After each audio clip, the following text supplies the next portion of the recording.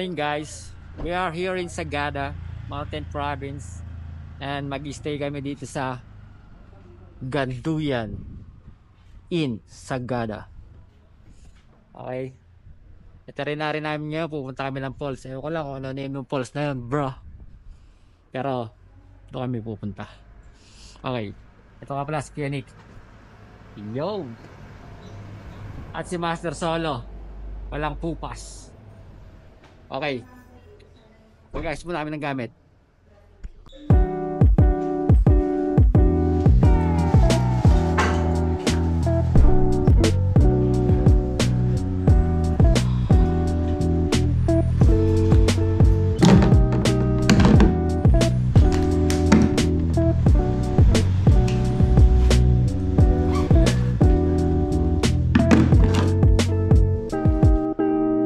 Punta kami sa Register Office para magpa-register ng para-register sarili namin kasi umenter kami dito sa Sagada. Right.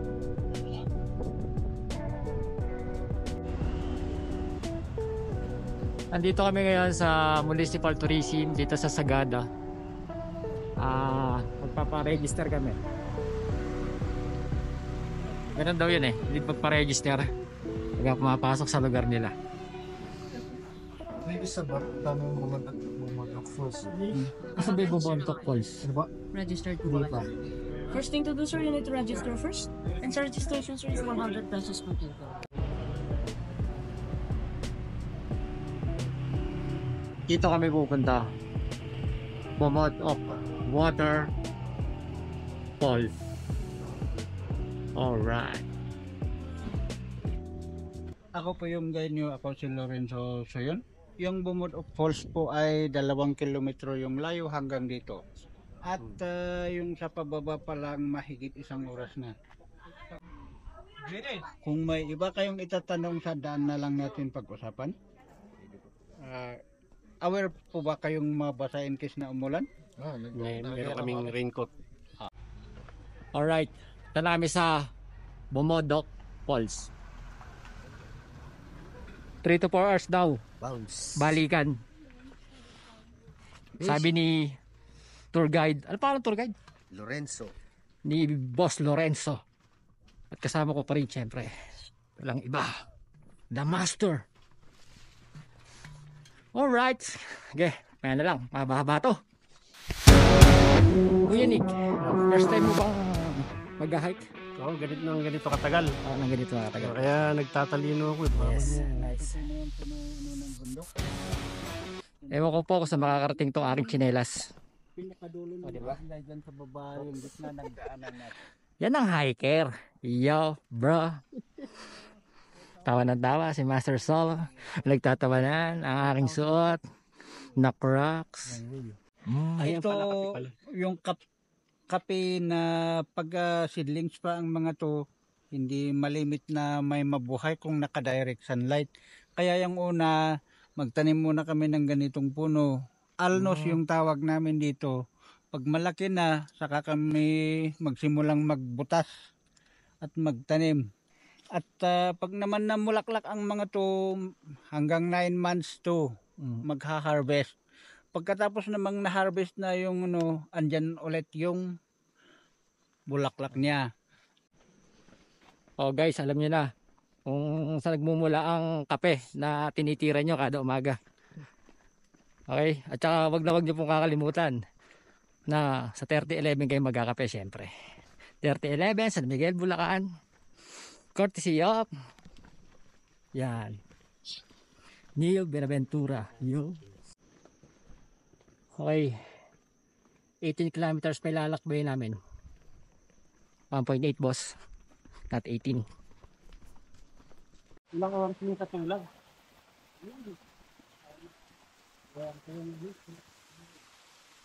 Mini falls. Sinetap ko na yung aking Crocs. Ito yung turbo. Ginamit ko na. Medyo kailangan na talaga ng turbo. Yo. 1.8 kilometers. Hindi ko ma-imagine masyado malayo. Maglalakad ka. Almost 2 kilometro. Okay. Let's go. Ito po yung cranberry. Cranberries na Sagada. Wild cherries. Here in Sagada. Pwedeng kainin. Let's see kung ano lasa. Asim. Parang strawberry. Maasim. Ayon sa aming tour guide, yung barangay na yan. Yan. Maraming bahay na yan. Yan ang pinakalumang barangay dito sa Sagada. Ayon kay tour guide, Barangay Pedelisa.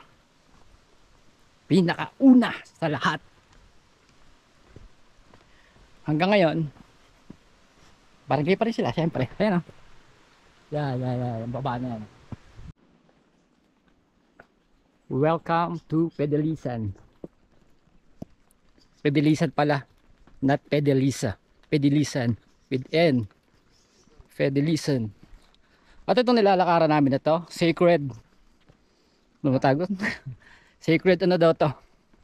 Sacred spot.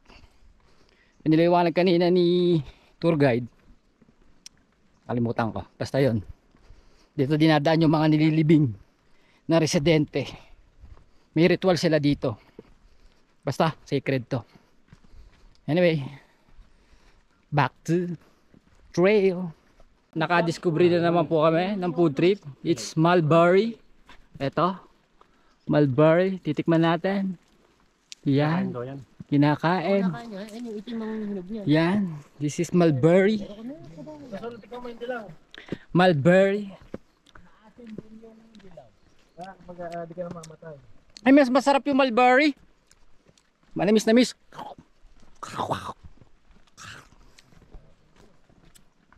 Mulberry. Yung NBA player, Stephen Mulberry. Huwag kakalimutan guys, Pedelisan Barangay, make Pedelisan clean and green. Okay? Dapat laging ganun, mga bro. Okay, ito na tayo sa Barangay Pedelisan. May mga zombie po dito. Dahil joke lang. Guys, 1.2 kilometers na lang ang aming lalakadin. At nakapayong na po ako, umuulan. Si Kuya Nick nakakapote. Si Master Solo, Android, di tinatablan ng ulan. Alright, let's go! Nandito po kami sa Barangay Hall ng Pedelisan. Nagsulat po kami ng kung ano-ano. Pangalan namin, details. At si Manang po. Magandang araw po. Ano po ba pangalan nyo? GGA. Guys, wala po tayo sa tondo. Paisipin nyo, tondo to. Dahil sa mga eskinita, dito pa rin tayo sa Sagada. Yan. Mapapansin nyo, mga boss, mga bahay dito, puro yero. Yero. Puro yero. Bakit kaya puro yero? Yung pala dahilan nila kung bakit puro yero ang bahay dito. Kasi madali daw gawin. Sasalpak mo lang. Bahay na. Napahinto po kami dito. Pinapaliwalag ni tour guide Lorenzo na yung bahay na yan, yan yung may lona na yan. Yan ang pinakamatandang bahay dito sa Flor del Lisan. Pinakamatanda. Feel me? Pinakamatanda. Pinakauna sa lahat. Bahay. Guys, kung pamilyar kayo sa pinikulang Mad Max, ito po yung ginamit na sasakyan. Yan. Mad Max. Dito po ako kinakarga yung mga kargamentong ino-order ni Master Solo dito sa Sagada. Diyan po yun. Yan.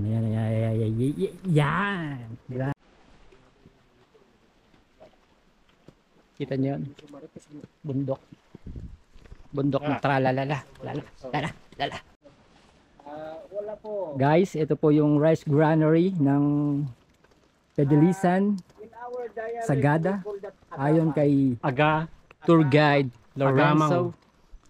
At meron po ditong nakatabing ataol ng tao. Ito po yung ginagamit nila pag patay na yung tao. Ayan. Pwede ko bang buksan to? Wala raw naman yan, naka-reserve Ah, wala. daw yan. Naka-reserve. Ito po yun. Ganun yung nakagawa. Ito yung ataol nila. Marami talagang kahoy, kuya. Medyo creepy, guys. Yan. Yan po nililibing. Ay, yan po nilalagay yung tao pagka deads na, syempre. Nilagay lang dito sa rice granary. Rice granary. Impakan ng bigas. Tunnel yung tawag nila Alright. sa paggawa nila dyan. Okay, back to train. Family. Para na akong historian nito ah. Alright, nandito po kami ngayon sa Pidlisan Rice Terraces. Ito po yun. Yan. Walang tanim. Yan po yun.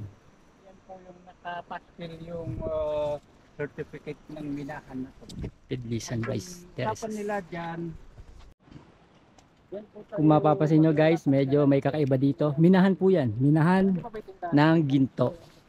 Yan po nanggagaling yung mga hikaw nyo, bracelet, kwintas. Dito. Sa minahan ng ginto. May certificate naman pala yung minahan. Ayan o. Notice to the public. Northern Sagada Barangay Small Scale Mining Association. Department of DNR is issued date. Yun, minahan ng ginto. Yun, yung kanina pinakita ko. Minahan ng ginto. Pagod na ka mga bra. Pagod na mga bra. Pero kaya pa. Bra. Golden rules yan guys. Dapat lagi sinusunod. Alright. Okay. Okay. Ayan, ang rice terraces. Kanina pa kami naglalakad. Di ko alam kung nasa kalahati na kami. Pero ang napansin ko lang, lahat ng nilalakaran namin is sementado. Kaya hindi siya ganun kahirap. Ewan ko lang sa gawin doon. At marami ditong zip line. Ayun o.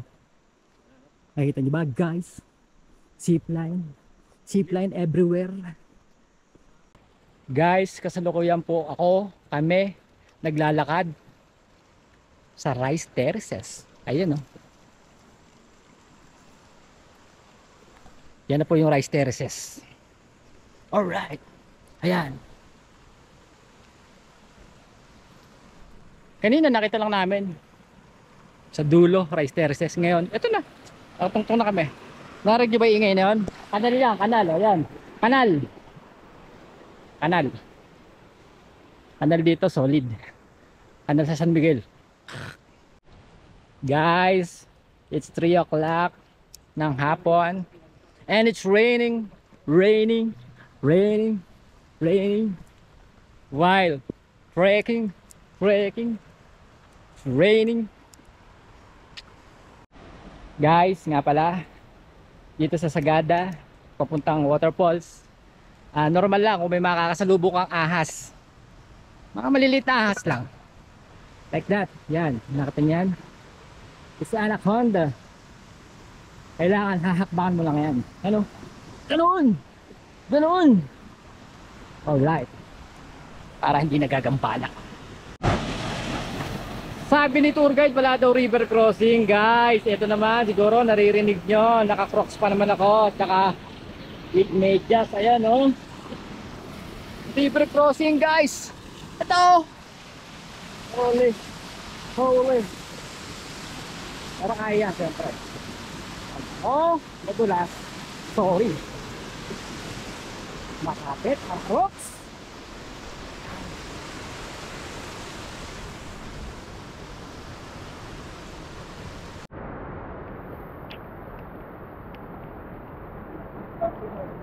Malalim si kuya, puta mo.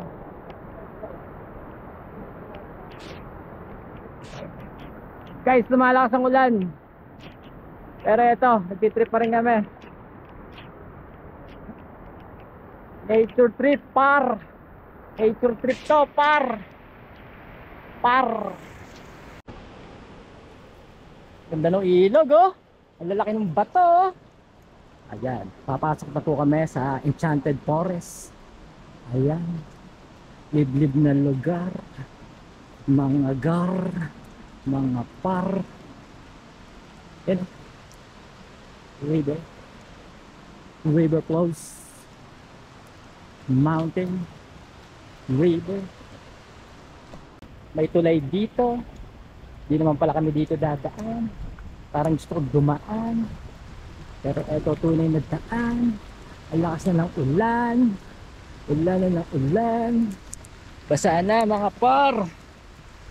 Alright. Basa na. Guys, change outfit po tayo. Kailangan nakakulay green tayo. Kasi kailangan camouflage. Para hindi mapagkamalang tulisan. Kaya change outfit tayo. Lakas na ng ulan. Woo! Sige, mahilig. Mahilig kami pumorma ng ganito. Wow!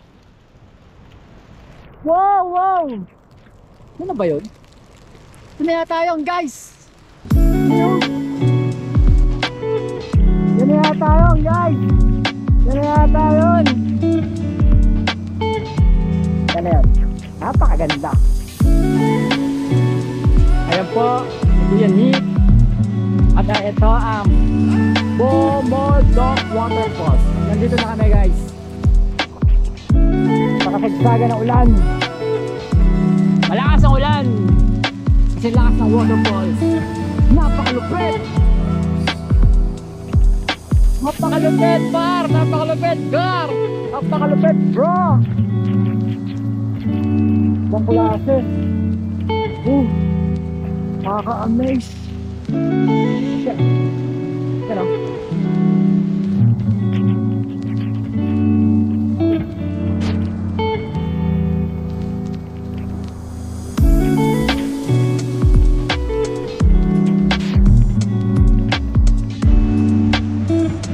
Guys, lalong lumakas yung rain. Kasi papalapit kami sa waterfall. Siyempre, yung alam mo na, yung ano yan, yung mga rescue. Madulas ang daan. Ingat guys, madulas ang daan. Papalapit kami lumakas sa ano, sa waterfall.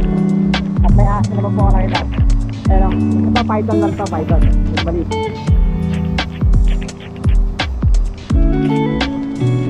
Yan guys, kita diba guys?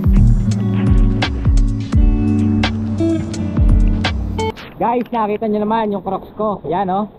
Nakarating ng waterfalls na malupit. Highly recommended dyan. Pero dapat kailangan magme-medyas kayo. Ha? Kasi dyan ang gagaling yung lakas ng crocs eh. Ha? Yan. Oh. Diba? Highly recommended. Crocs.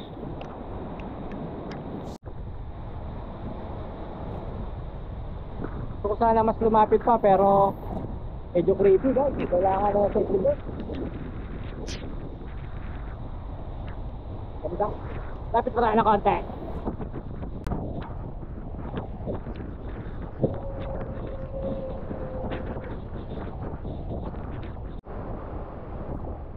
Guys, medyo mahasal yung pagpunta namin dito.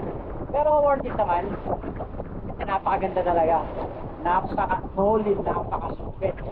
One of the best waterfalls. Ibang klase. Ito naman ako si Green Man ng Bakit. Ang klase adventure to, car! Guys, medyo malapit na ako sa waterfalls. Tinagal ko na yung costume ko para makita yung merch namin. Medyo high 360. Bili naman kayo. Parang kawan nyo.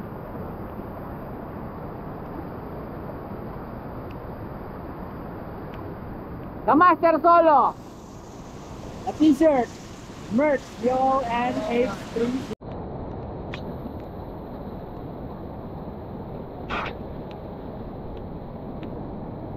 Napaka-solid. Mga gar. Ang klase. Napaka-solid. Mga gar. Nice. Legit. Pinakamaganda. Para para para para para